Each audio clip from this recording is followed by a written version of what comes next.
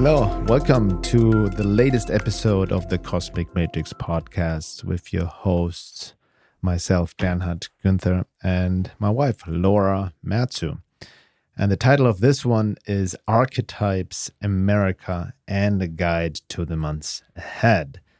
Now, one of the most common questions people have asked us, especially recently, is what do you guys think is going to happen with all the craziness in the world? Where is it all leading to, and what can we or should we do? So in this episode, we will share some of our views of what we see happening from our perspective, but also from a bigger picture perspective beyond conspiracies, psy-ops, and human or alien agendas, for that matter. And I also want to argue beyond just a three-dimensional political perspective as well. So Correct. While we will talk about some current events, we will talk about the more micro view. We want to take also a macro view. And also just as a preface, we will be talking about current events. We will be talking about Donald Trump.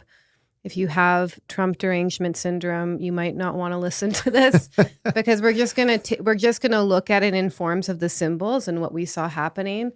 But if you have any issues with this figure called Donald Trump in the context of shadow work, what we're all about, we bring it in. It's actually great practice and exercise to apply this work.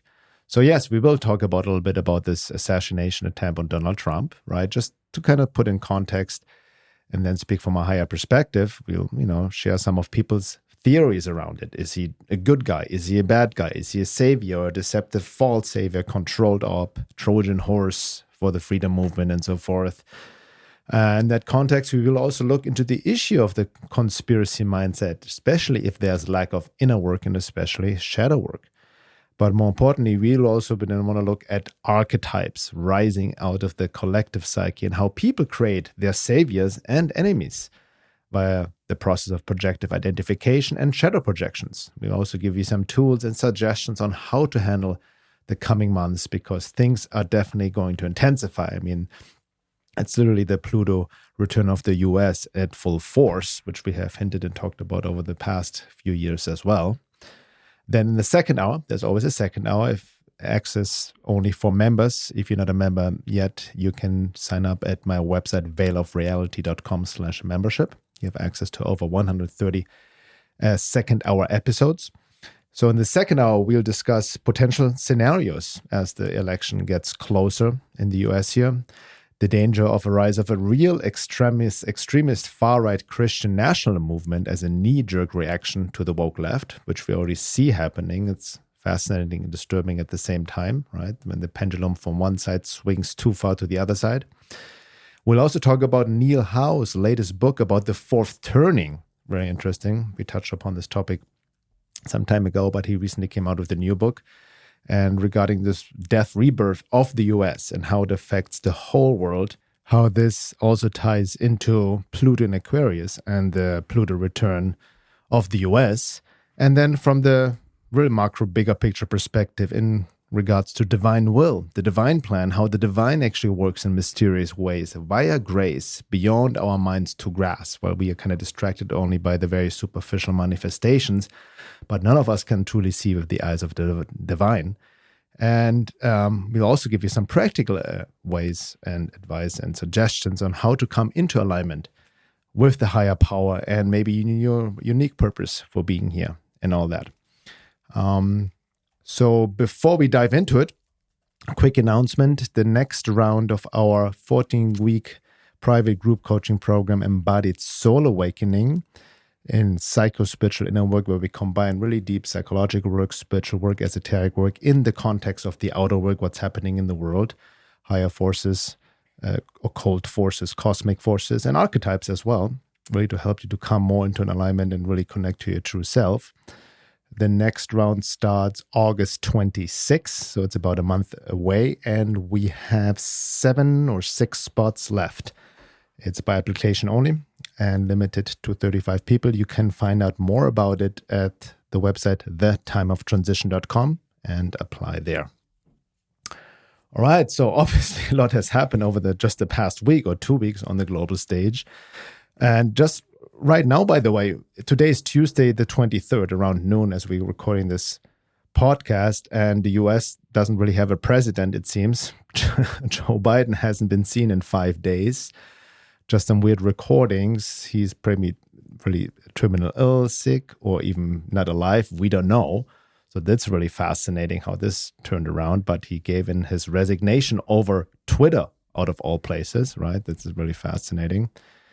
But we all know there has been an assassination attempt on Donald Trump. Now, not to dive too deep into all the different conspiracies, because we want to, again, see it from a higher perspective. But some people in the truther community believe that it was a staged event, right? Just with fake blood, no victims, was organized by the Trump campaign to, make him out to be the ultimate savior. Yeah, more popular, yeah.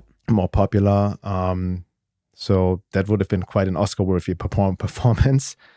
And now apparently he's carrying a fake bandage on his ear, according to some people.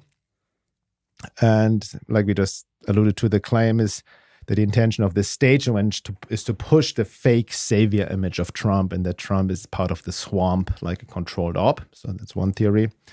But I want to point out this is really fascinating. For the first time in recorded history, I would say that many quote-unquote normies and consensus people of the mainstream left, including actor Mark Hamill, known for Luke Skywalker on Star Wars, and a popular MSNBC news anchor, and many others, Keith Olbermann, all mainstream leftist media people, also insinuated and literally said that the Trump shooting was staged with fake blood, and nothing has happened. It was staged by the Trump by the Trump team, so to speak. Yeah, I want to say too, I said this like years ago, that Pluto and Aquarius would be the age of the conspiracy theorist. And I think we can see that so strongly now, where like no matter where you lie on the political spectrum, everyone's into conspiracy theories right Exactly. now.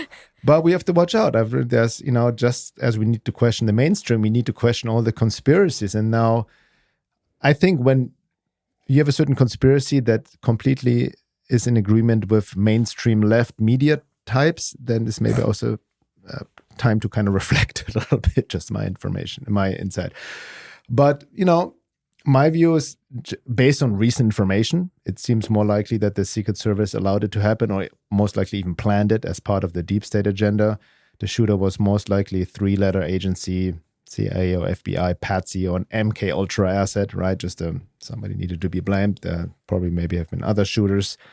There could have been another shooter, and so forth. But I would not claim to know what exactly happened. Because as I wrote in a recent article, beyond staged or not staged, we want to really look at this event also from a higher perspective of the collective psyche, revealing an archetype that may help to inspire humanity, right? Out of the necessity, and what we need is maybe a more nuanced spiritual vision in the context of the evolution of consciousness and divine will beyond what we think is happening on a 3D political conspiracy level. Interestingly, there have also been some very intense astrological transit around the time of the shooting, which also affected Trump's birth chart directly. Laura will talk about this a little bit as well. But just talking about, Trump and himself, obviously he's a very controversial figure. He's the target of both extreme negative and positive shadow projections, right? He is the target of the projections from the left, conservatives, and the truther community alike, literally billions of people on the global level. One side sees him as Hitler and dictator, right? More the mainstream left, this view. Or in the truther community, some people see him as controlled op, shill, Luciferian, a false savior. And then the other side, also more in the conservative, also a fraction of the truther movement see him as the savior, a messiah who can't do wrong. Right, and most people are really caught up in these what I would claim are very oversimplified good or bad either or projections. Right, they fall into those camps. But really, regardless of what really happened at the shooting or whatever your views are on Trump, we can obviously see and sense that things are intensifying and heating up on a global level, and especially in the U.S. We are in an intense time of transition and at the tail end of the Pluto return of the U.S. I think it's also heating up in Europe too, all over the world as well. And I also want to note that Trump does play a collective role. If you look at his astrology and the 12th house and what he taps into something in the collective mind and the collective psyche as well. And I think that's what makes him the target of like just the vast like array of projections. Like some people see him as literally like Jesus saved him and God saved him. And some people literally think that he's like Satan or Hitler incarnate. Yeah. So it's very fascinating. Neither of us have Trump derangement syndrome. I also don't believe that any single politician is going to save us. I think that we get the politicians that are representatives of what the collective needs or what represents the collective. Yeah. And so we're going to look at this symbolically rather than be like, okay, this is who we like, this is who we don't like. Because honestly, I really have stepped back from all of this and I just kind of observe and watch it all objectively. And most of all, like just anytime you are in the presence of someone and you see them as all good or all bad, you most likely are in the presence of a projection. So I think it's really important to not put people on, not either idolize people or demonize people in that way. And the moment that you are either idolizing or demonizing someone, whether it's a celebrity or public figure, or whether it's like your mom or your dad or your ex-boyfriend or your husband or your wife, you know that you're in the presence of your psyche overlaying some sort of projection on them. It doesn't mean that people don't do bad things. It doesn't mean that people don't do good things. We're talking about the polarities. When you go all good, all bad, basically the moment that you do that and you see all bad in the world out there, you're automatically splitting where you're the purveyor of all good or the other way around. So we're going to really look at this as a more psychological, looking at it from a more depth psychology perspective rather than just saying Trump is this or Trump is that. That's why also on the side note, that's why shadow work, we always say it's the name of the game, but it's easier said than done, right? It has been also very diluted. Shadow work, it's extremely difficult. We have talked about this. This is part of the work we do as well, because your mind will automatically, consciously, unconsciously rationalize your projections of why you think this is an evil person, why you think, and it will look up for exactly that through your bias, which we all have to unconscious to varying degrees to justify your projections or ideas of why the person is the way he or she is. And I think just to finish it off, and then you can literally, the psyche is always revealing that, because the biggest illusion we live in is the outside world is separate from our inside world. So we kind of, the psyche almost gives you more reasons to project until you make the opposite conscious within yourself. Yes. And I think that the most important thing is that we're dealing in a time of chaos where it seems like a lot of material from the underworld, from the collective, deep collective unconscious is rising up into consciousness. And we're in an era where just a lot of shadows are being revealed. And we think it's all being revealed externally, but it's actually also happening as an internal process. And I know because I've spoken to a few people who've used the chaos for inner work. They've experienced tremendous amount of growth, understanding in themselves. They've evolved in ways that they never could imagine because they're using the chaos for that. But then I've also seen on the other side of the coin, people who are completely disintegrating and identifying with the chaos, and they're falling apart, they're splitting, they're fragmenting, they're really traumatized, they're in this constant state of projection. So, there's an opportunity right now where you can use the chaos for transformation, or you can get swallowed up with it. And I think that's the choice that we each have to make by noticing how we're engaging with what goes on, and like, what is your relationship to change, to chaos, to uncertainty? And I think people have all sorts of coping mechanisms where we are in the face of chaos and change and uncertainty. And so people want to pull themselves towards certainty, whether that's grasping onto a certain conspiracy that they think is the absolute truth, that gives them a sense of certainty, or it's joining some sort of cult or joining some sort of dogmatic religion that gives them certainty they're going to be saved. So I think that a lot of us are being called to just be in the chaos and uncertainty and be in that melting pot and find an inner center without grasping onto external things, whether it's a savior in the form of a politician or a religion or a certain theory that we're like, oh, this conspiracy analysis is exactly what's going on. I think that we're all trying to find that certainty in our own way rather than just resting in the idea that we don't know. That's a really good point you made there, just on the side note, that you have to watch out, especially I would say in the so-called truther movement, because the truther movement, by default, many people consider themselves quote unquote awake, right? But I've written this many times before. I've seen it myself. Just because you think you see what's going on a conspiracy level and see through the psy-ops doesn't mean you're quote unquote awake. It can get entangled with your own projections, your own need for certainty unconsciously, as Laura just talked about, to avoid the inner disillusionment, to avoid the facing your inner friction and avoiding to hold the tension of opposites within yourself. Yeah, but I don't think knowing mentally what's going on in samsara represents an awakened view exactly. of reality in any way. Yeah. Like it's a level, it's your level of being, it's your consciousness changing, you becoming capable of holding more light from the divine and expressing that in a creative way in your purpose. That is awake. Exactly. So being aware of being in a paranoid, black-pilled mindset and being aware of all the different secret societies and groups, to me, that's not awake. In fact, that's another almost samsaric trap that I think people have been caught in. And I'm not saying that these things, there isn't truth to some of these theories or whatever.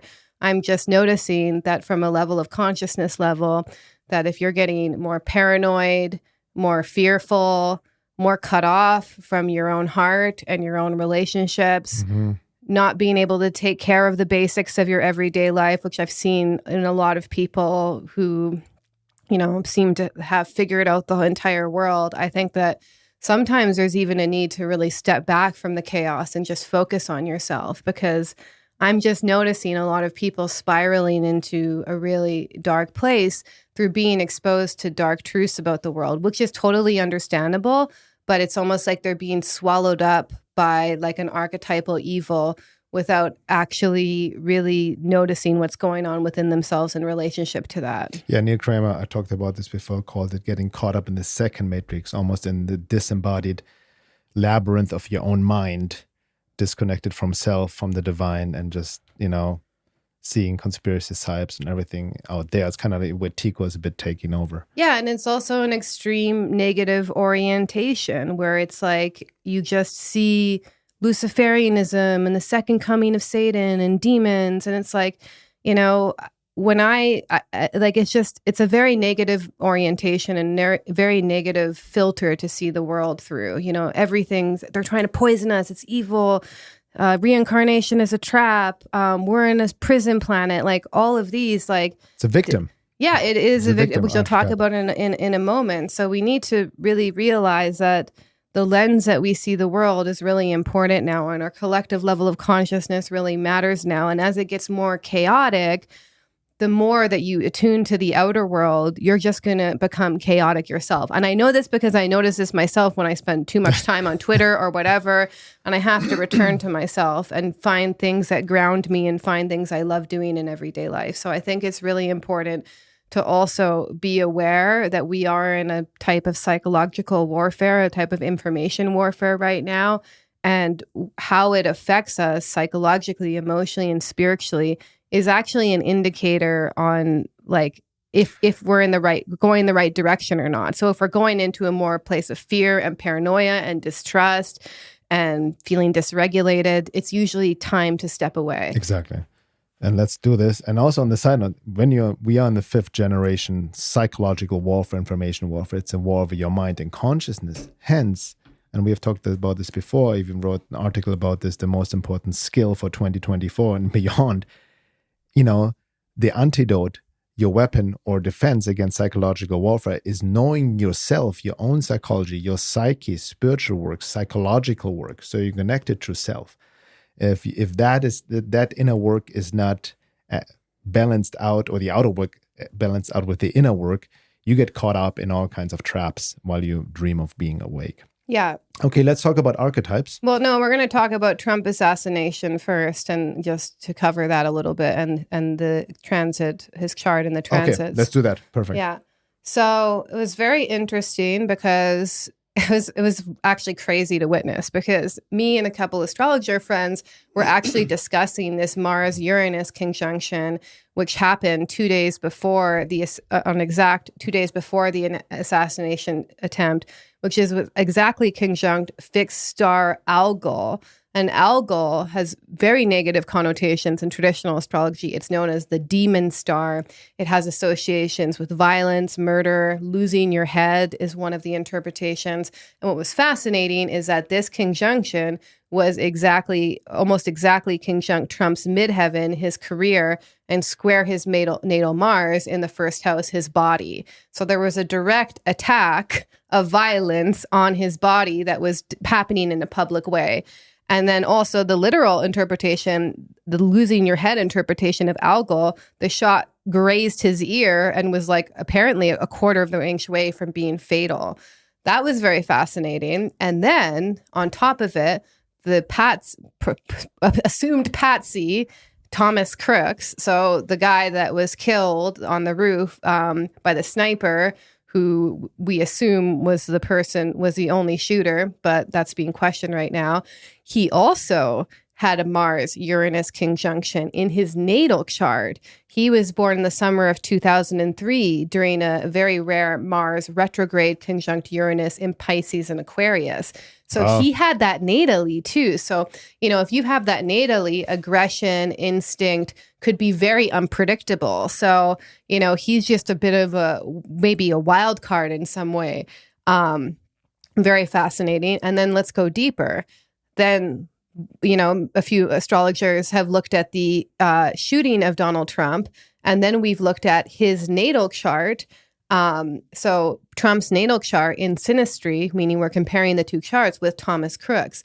This is also very fascinating, where the shooter's Mars-Uranus conjunction natally. So real quick, a synastry chart is you overlay Trump's chart with the birth chart of the shooter, and right? see the relationship between their planets and the aspects. So his Mars-Uranus conjunction, the shooter's, falls directly on Trump's descendant, 7th house, which means it opposes his ascendant.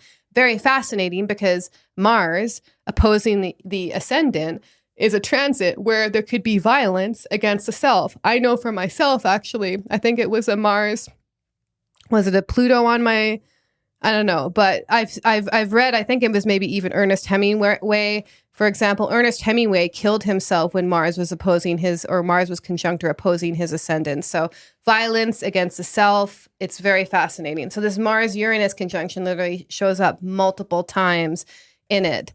And then beyond that, we'll talk more about his chart in the second hour.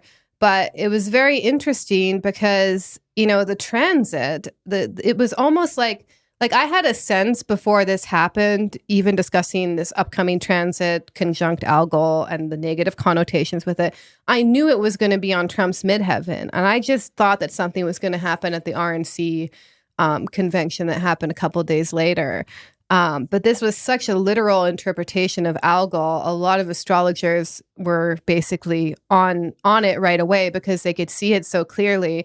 And, a lot of people say that, it was a deception or it was staged or whatever, but that would actually be a Neptune transit. There was a lot of aspects in what I was just explaining, or elements of what I was just explaining, that suggest that there was going to be something violent or something aggressive or something unexpected happening. And that's exactly what happened.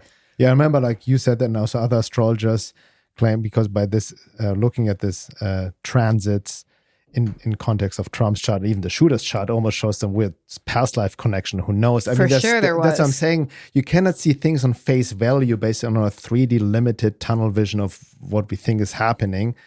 And, becoming very overgeneralized. Oh, this was stage Y because they always do this. Or what are the odds, of Trump, the bullet missing Trump? Well, there's divine grace. There can be all kinds of things. Yeah. But what I've heard also from you saying and other astrologers, they even said that really in-depth analysis of the chart of the transit show there was a real event.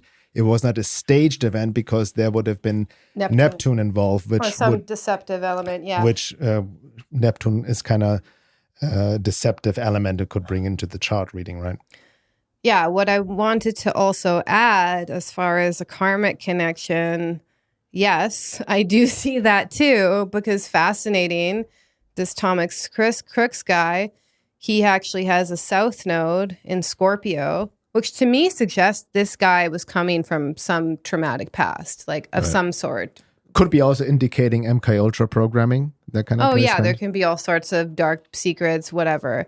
But it's it's like a couple degrees conjunct Trump's IC, which is your inner self, your home, your family, while his north node in Taurus was conjunct Trump's MC. Wow. So what he's achieving infamy for is because of Trump's public role, MC.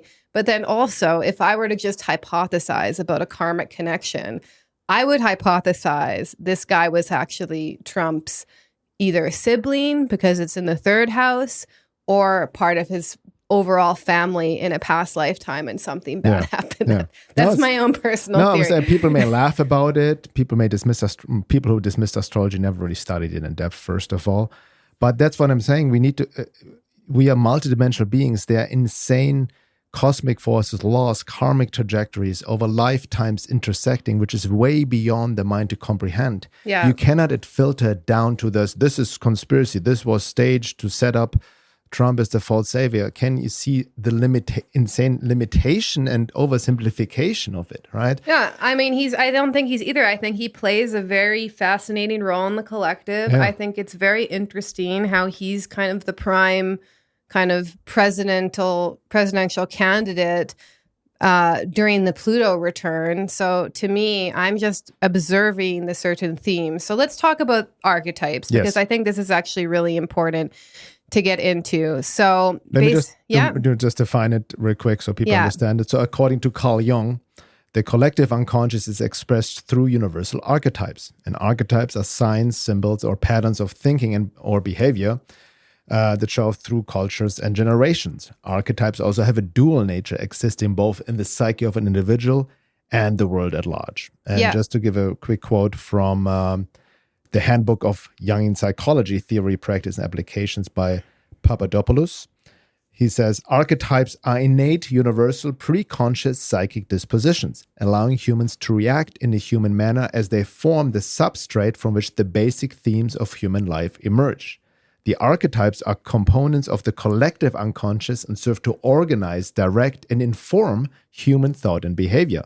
Archetypes hold control of the human life cycle. Yeah, so basically they're universal patterns. They're also psychic symbols which manifest indirectly through images, ideas, and behaviors. And they represent the contents of the collective unconscious, meaning they affect and inform humanity in mass through influencing the way we think, how we act.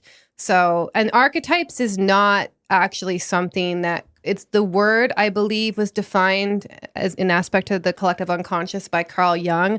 However, Plato, Goethe, is that how am I saying that right? Yeah. They actually started to point out that there was universal patterns that were across forms. time. Yeah, so this is not, he just defined it in a different way. And so, for example, in most major religions, you see common themes, common symbolisms, at least if you're open enough and not a dogmatic framework and you can notice it, right?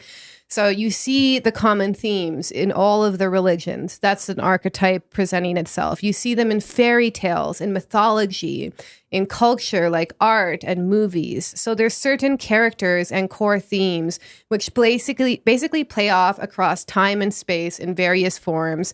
They're universal symbols and they belong to the collective unconscious, and they rise and fall during certain periods of times when they are needed. Mm-hmm. So just as a side note, I want to give an example of that. And this is actually something that Carolyn Myss said.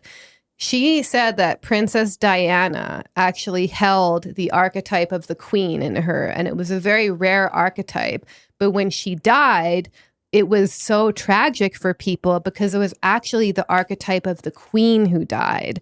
And they saw that as a death of the queen. So it was so powerful because she wasn't just what Diana as a person. It was what she represented archetypally that was so powerful. And then fascinating, look at the whole lineage since then. I mean, unless you're a royalist and you have a different opinion, you haven't seen someone yet embody that archetype like her since then. Good point. So there was something that left. So that's what I'm trying to point at, that they rise and they fall as needed.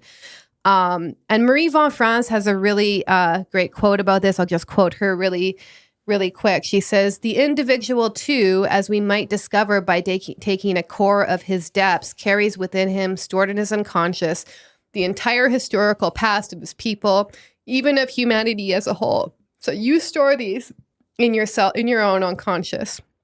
And that's why certain symbols have power over us. That's why we can even dream about things that we've never seen in real life. Like, so say like you've never gone to church or never had any relationship with like Christianity, for example. But then as a child, you dream of like a cross or like being in a church. That's because that symbol is latent in the collective unconscious and you can access it at any time without direct experience of it. That's the whole point. So when a symbol arises in our lives through personal relationship with an archetype or the collective, we want to consider that it's being brought into consciousness for a reason. And, archetypes really point that there's a pattern behind life. There's a cosmic design that's trying to guide us. And in order to really understand the archetypes rising, we have to take a step back. We have to look for the symbolism behind what we're witnessing. We have to often withdraw our projections. We have to look at how our own personal unconscious and our own personal complexes can also have a relationship with these archetypes. But we really have to be able to ultimately look at things objectively, beyond our likes and dislikes. Notice the symbols arising, notice the effects on culture, the people, and the world. So that's most important. So that's what we're going to discuss in a moment, especially in relation to what we saw happen with this assassination and just generally the world stage. I also want to make an important note that archetypes are bipolar. So they can appear positive or negative from one moment to the next, from one person to the next, based on the material in that person's personal unconscious. So the mother archetype, which you have a personal version of that's in relationship to your own mother, any nurturing figures, any mothers you've seen in film, just a collective motif of all the mothers that you've experienced, including your own, can be like a nurturing, caring mother, or she could be like a wicked witch. So how we relate to the archetypes also taps into our own personal unconscious and our own personal complexes. And that's what you kind of see with Trump, actually, is like some people see him as like the hero, like just God appointed, etc. And some people literally see him as Hitler. So look at the vast spectrum of the archetypes that he's bringing up in people.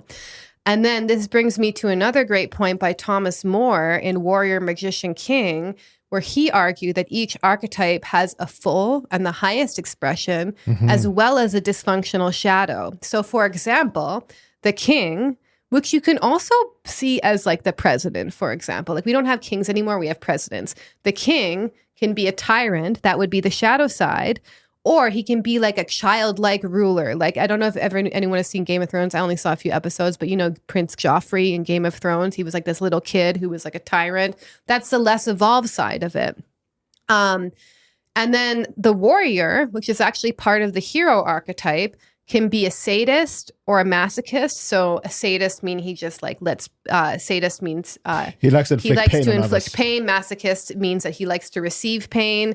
And he can be less evolved and be a bully or a coward. So if a warrior is a bully, then that's also the less evolved side of it. And then I also see that in Trump, actually, where like people see him as a bully.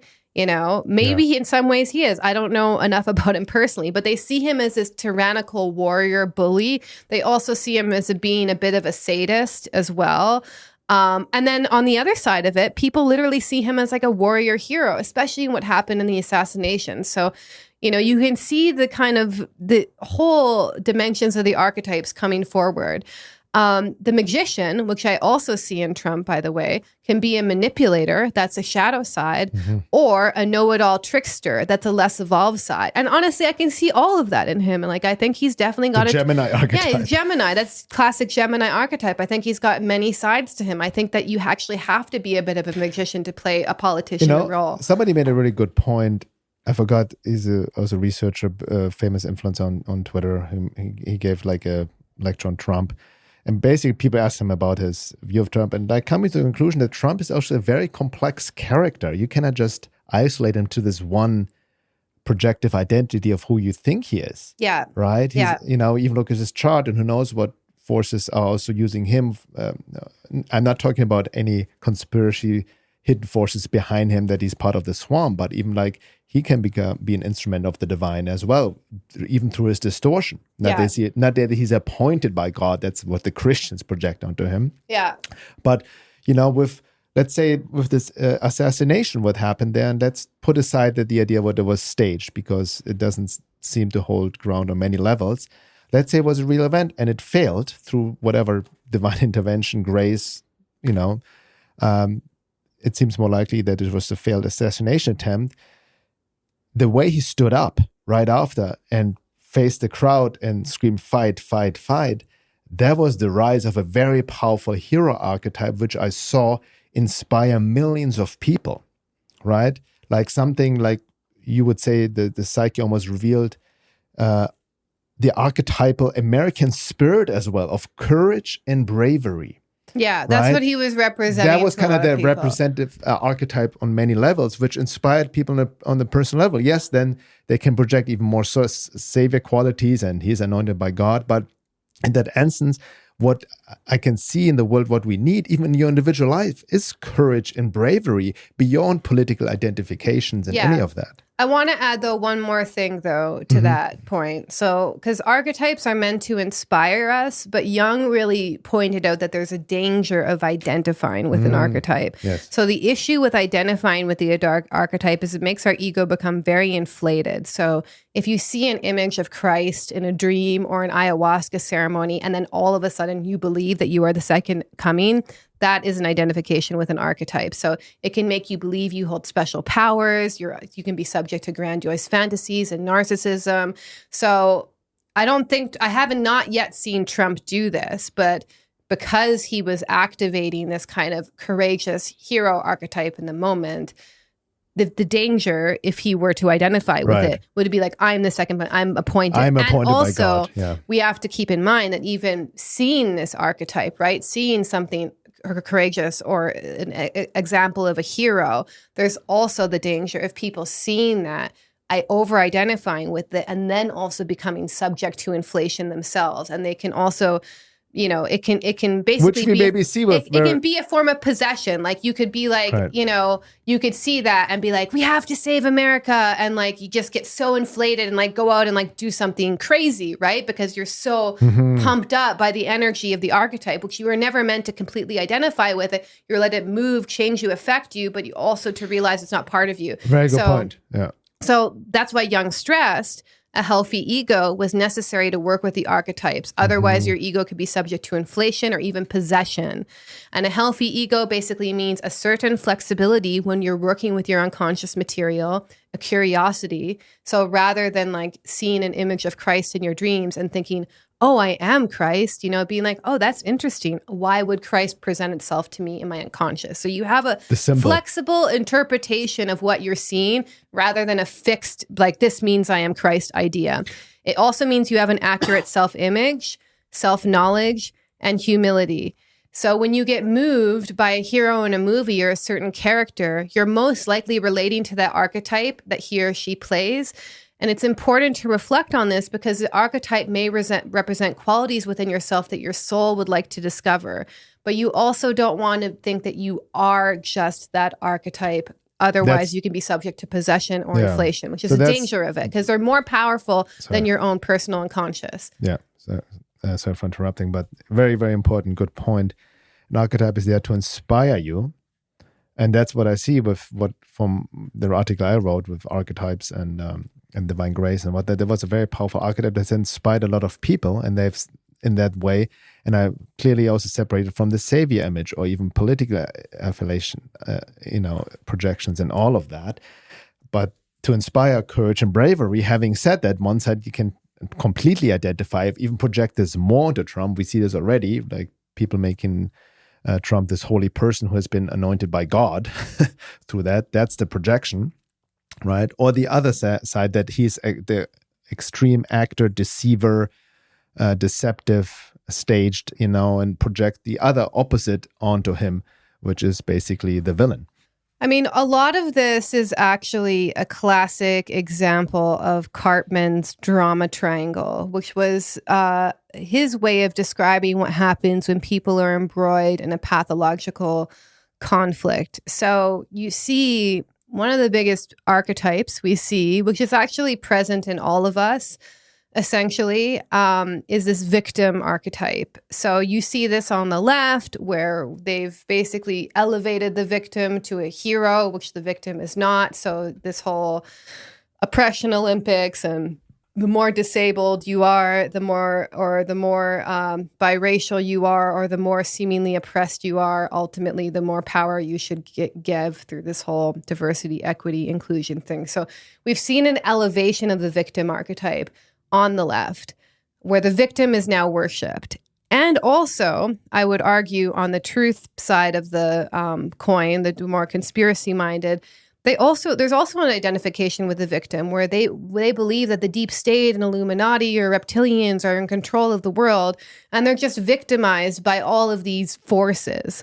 While the left believes they're the victim of oppression, patriarchy, the capitalism. So this already creates a paradox. So anyone who displays strength isn't a hero to the victim. They're going to be a persecutor. So that's kind of the dynamic we see going on. And you see this already. So like, look at 2020 in the US, at least. I don't know if it's happening in Canada too. But people were taking down all these statues of like great American heroes, right? Because they had owned slaves, or they had negative associations, or they saw them as colonizers or whatever. So you literally saw a symbol of the quote unquote people who felt oppressed, victimized, literally taking down the heroes. Like, that to me was so symbolic of the drama triangle that we're seeing play out on the world stage. So basically, what can I just say real quick, really fascinating. So the woke left, oppression Olympics, as you call it, identifying with the victim archetype. But we see this also in very quote-unquote black pill truther community, who see psy-ops everywhere. They're victimizing themselves because they live in this paranoid state, and they're forced up against them. Yeah. Hence, by default, to this unconscious identification as the victim, or conscious identification, they reject automatically any potential hero archetype or somebody rising who would present the opposite. He has to be a persecutor. If they're playing the victim, anyone displaying this strength or challenging them is a persecutor. So Here's a summarization by Skip Johnson. Cartman observed that in conflict and drama, there is a good guy versus bad guy thinking. He also observed that the participants become drawn in, even seduced by the energy that the drama generates. The drama obscures the real issues, and confusion and upset escalates. Solutions are no longer the focus. So we see this. People are being drawn in by this drama. Like, is he the villain? Is he the savior? Like, who's the victim, etc. And so the victim in his drama triangle is not an actual victim, but it's rather someone feeling or acting like a victim. Key point. So the victim sincerely feels victimized. They feel oppressed. They feel helpless, hopeless, powerless, ashamed, and unable to make decisions or solve problems or take pleasure in life or achieve insight. The victim's stance is poor me. And then there's a persecutor. So the persecutor is controlling, blaming, critical, oppressive, angry, authoritative, rigid, and superior, and self-righteous. The persecutor insists it's all your fault. And then there's the rescuer. The rescuer is a classic enabler. The rescuer feels guilty if he or she doesn't rescue, yet his or her rescuing has negative effects. It keeps the victim dependent and gives the victim permission to fail. It also keeps the rescuer stuck in focusing energy on someone else's problems, not solving his or her own. The rescuer's line is, "Let me help you." And ultimately, in this form of the drama triangle, there's no winning. In order to actually change this dynamic, the dynamic needs to switch into something from disempowerment to empowerment. And that happens through these three steps. The victim needs to turn into creator, the persecutor needs to turn into a challenger, and the rescuer needs to turn into the coach. So instead of being a victim, the creator takes charge of their lives, they believe in their own potential, and they focus on choosing their responses to life rather than feel victimized by what happens to them. So they focus on learning in the face of challenges. They don't feel at the mercy of life. They know that they're a conscious co-creator in it. They take responsibility for what they can control and accept what they can't. So they take a proactive approach to life. So even though, for example, let's like take the more truth or conspiracy one. Yes, there are systems and evil people in control and all sorts of people who even taxation is like a really big form of theft. And yet, this is kind of what we're in right now. You can take responsibility for what you can control and let go and accept what you can't. So you don't just feel at the mercy of it. You don't feel like I'm victimized in the face of this system. You're a conscious creator. You can be creative in the midst of it. So you take a very empowered position to everything. I would even argue on this note, that's why I feel a lot of people in the truther community fall into this victim archetype. Also, the persecutor archetype with the self-righteousness and that's pointing the finger as well. Your faults, all you must you're be a shamed. CIA agent. You're CIA, you're shill, you're like all of that. Controlled op. Yeah. Trump gets these projections. I've gotten these projections, whatever.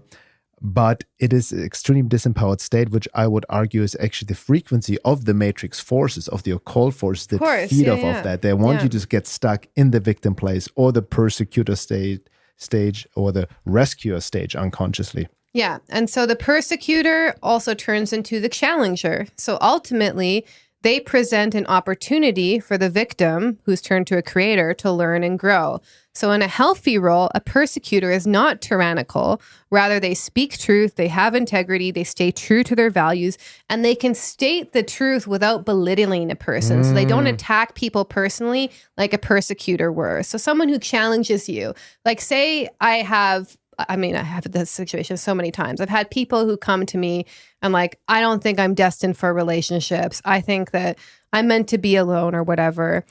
From a higher self perspective, if I wanted to be a persecutor, I could be like, how dare you think that? Like, look at how many people are in relationships, That would be one approach. That would be belittling them, talking down to them. Or I could say, what makes you think that? Like, where do you think you got that belief from? Like, I think there's many opportunities for you in relationships. Like you can state the truth without attacking people personally. So you're challenging people on their ideas. And even when you look at like genuine experiences, like difficult experiences in your life, like say that you've been in a bad relationship with someone who was really hard on you. It was really dark and toxic, whatever happened, right?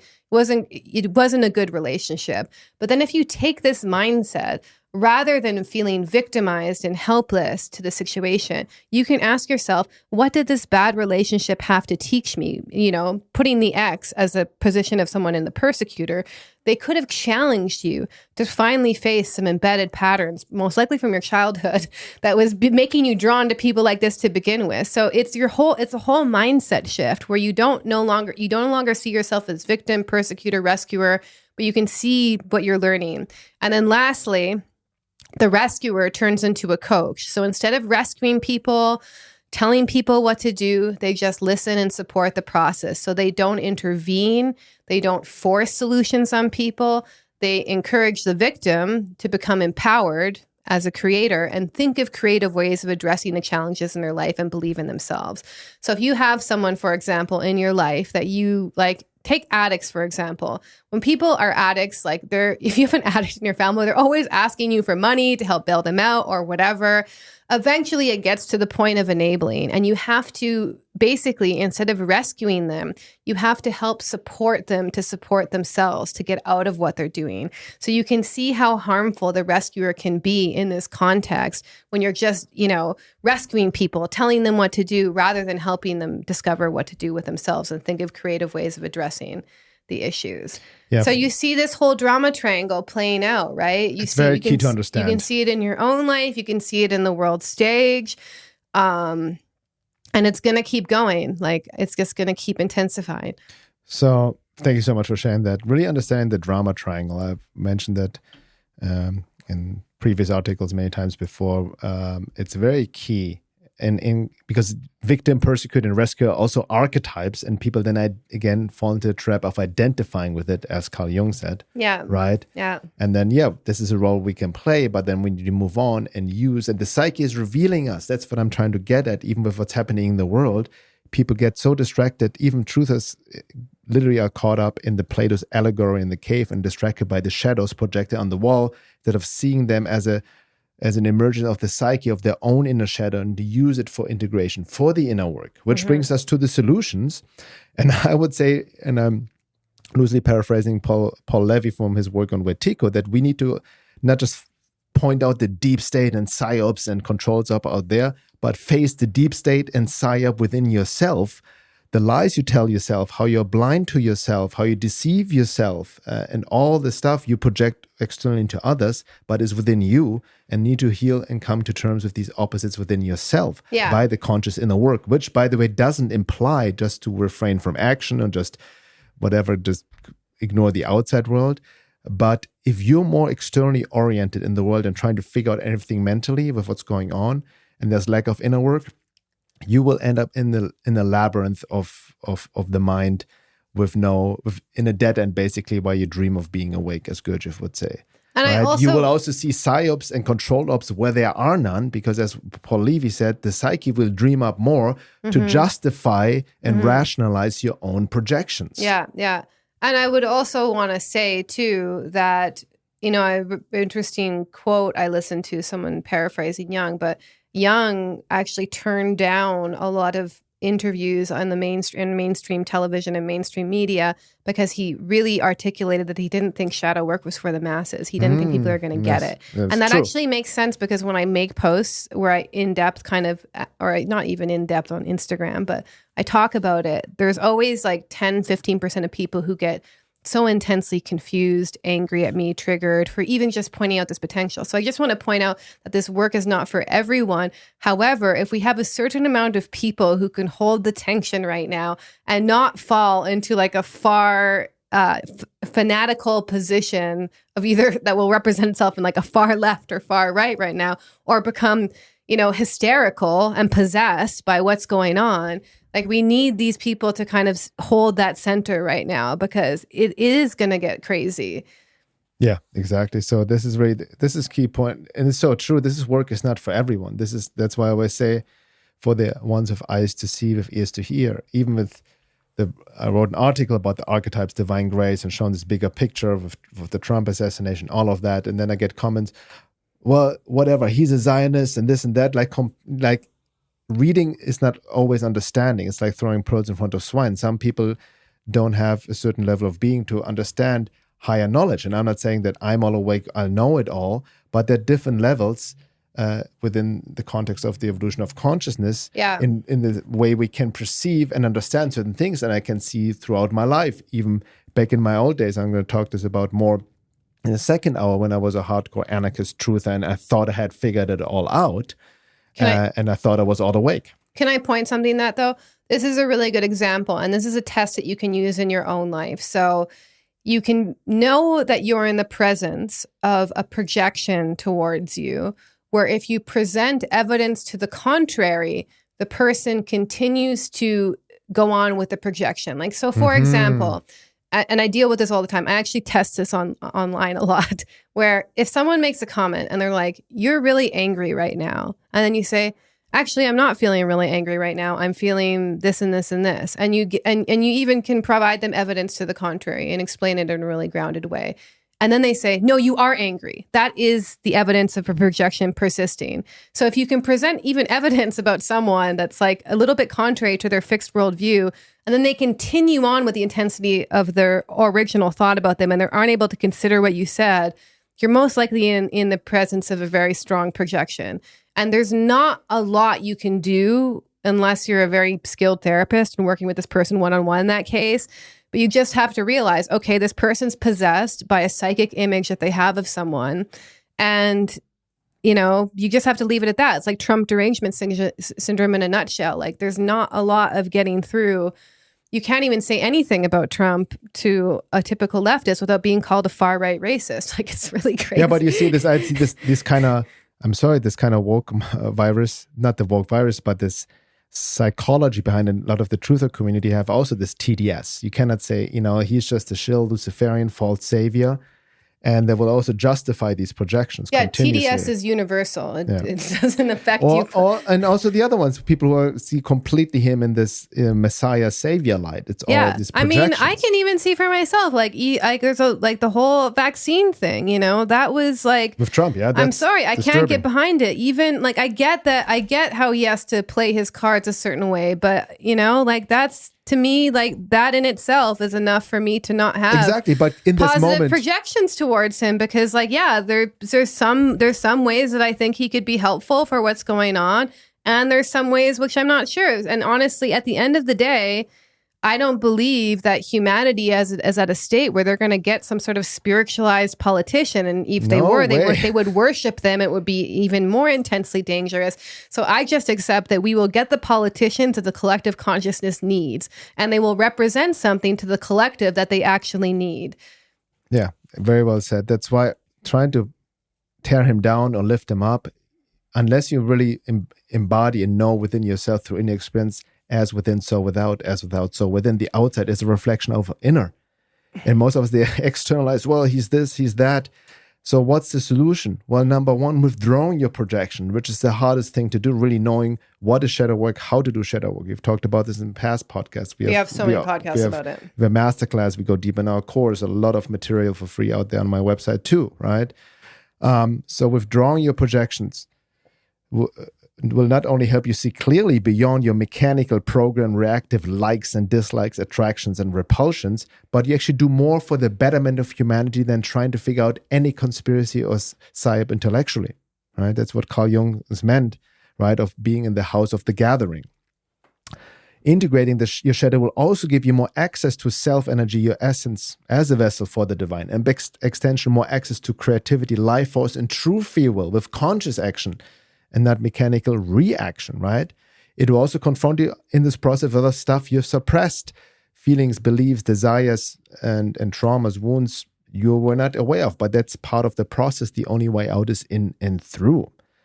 But through this process, your whole being actually does become lighter. You become more an efficient transducer for divine will, which is expressing itself uniquely through you. It will actually connect you more to your deeper soul purpose and creative spirit, instead of being locked in this idea of pointing out what's always wrong and you're disconnected from self. That's how the matrix actually gets you, from disconnecting you from your creative spirit.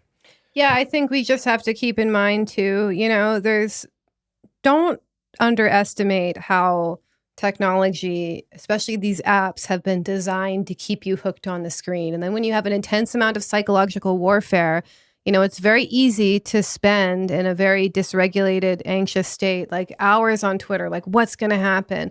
And then you don't feel good. So it's really important. And I think this is actually, honestly, totally not talked about enough. Aquarius skill is healthy detachment. It's like being healthily detached by what happens on your screen, by what was happening out there, is such a crucial survival skill, because I see a lot of people, they're entirely psychologically and emotionally controlled by the media they watch on screen, by the tweets they see on screens. And when we live in a time of psychological warfare, this leaves them extremely vulnerable, because they can easily be psychologically manipulated and controlled through this stream of information. So we need to really also pay attention to our body, our emotional state, how are we feeling spiritually when we're online, pull ourselves away. When we notice ourselves becoming miserable or tense or just very negative, that's my sign. If I become really negative and angry towards humanity, I need to step away from the screen and play with my dog or do something in my garden or go for a hike or something. Because we need to also focus on what nurtures us in mind, body, and spirit. If this is really a spiritual war, then doesn't our level of consciousness matter more than anything? Doesn't our connection to God? And I'm not just talking about a guy in the sky. I'm meaning a connection to the light in your own heart. You can't just think that God or Jesus figure is going to come in and save you. It is you actually activating some higher level of consciousness within yourself and creating change in the world, because we need to also water the flowers. We need to be able to pull ourselves away and really bring joy around us, because you're going to see a lot of people get pulled into all sorts of chaos. And in the second hour, we're going to talk about, I think it's going to get even crazier, especially in the US, but a lot of people who can kind of hold that frequency right now and really find their center or find a place of peace and not get too pulled into the chaos, I feel like these people are really going to be holding the light. These people are going to be really holding the balance between these two extremes that are going to be going on. Yeah. And speaking of it, so in the second hour, yes, we go talk deeper into how the divine actually works in mysterious ways, via grace, beyond our minds to grasp. There's a higher divine will, how we give you some practical ways how to come into alignment with this higher power as well in your unique way, in your personal life. But we also address, it's going to get crazy. We've talked about this. The Pluto return of the US, Pluto in Aquarius is going to intensify. We share some of potential scenarios we see as the election goes closer. Yeah, I'll also just lightly touch on some election astrology, what's going on with Trump, what's going on with the quote-unquote supposed candidate Kamala, which we may change. And then I also really want to talk about Trump's Pluto in the 12th house, because I think about this a lot, and he's so archetypally such a good example of this. So I want to talk about that as well. Yeah, and then we also talk about Neil Howe's latest book about the fourth turning. We talked about the fourth turning in his book 3 years ago, or 4 years ago, right? And he just recently released a new book last year, 2023, about the death rebirth of the US, how it's these four turnings are collectively cycling through generations, right? That ties into somewhat Pluto energy and Pluto returns as well, and how it affects the whole world. Really fascinating. So we dive deeper that as well, and also how we see, right, beyond the woke left and all of that, what we've seen, this new Marxist communist takeover, but there's also the rise of a real extremist far-right Christian nationalist movement that seems to be like a near rejection of the woke left, like this pendulum is mechanically swimming from the far left to the far right, and true fascism can be actually arising as well, that can actually latch on to the Trump movement as well. We'll talk about that possibility as well in the second hour. Again, that's for members. If you're not a member yet, go to my website, veilofreality.com, click on membership, and you'll have access to now over 130 episodes the second hour. Thanks so much for listening. We'll be right back.